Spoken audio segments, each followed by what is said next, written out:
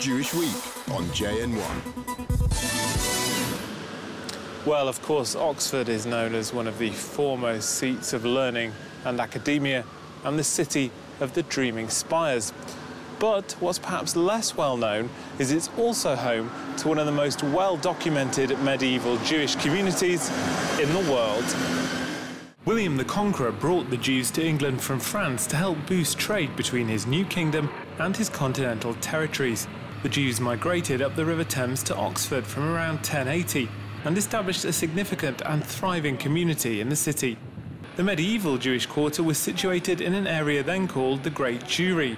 Beneath the floors of Oxford's Town Hall lies a fascinating glimpse into this past, as a new exhibition documenting the city's medieval Jews has just opened to the public.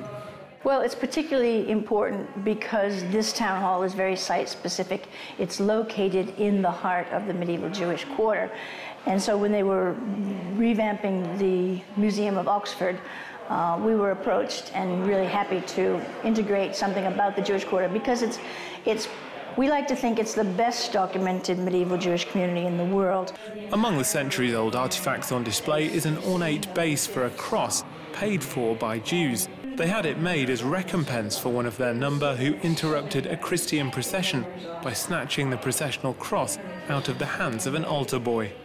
It marked the spot where this deranged Jewish individual had, insulted the Christian procession as it was going by, and the townspeople just wanted it to be memorialized.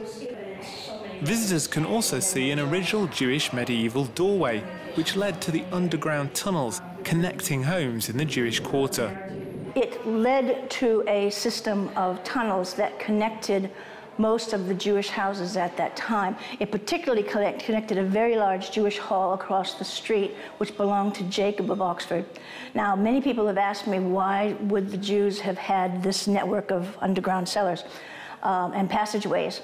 And the initial reaction of most people is, oh, it's for security, which I'm sure had an element to it. But because Oxford was such a safe Jewish quarter, I'm not sure that in and of itself was necessary. As non-Christians, Jews weren't subjects of the realm, but were wards of the crown and therefore under royal protection. The king could turn to them as his own private source of income and would tax them heavily for certain projects such as funding wars. But despite the persecution of Jews in medieval Europe, Oxford was a relatively safe haven because of the city's strong royal connection.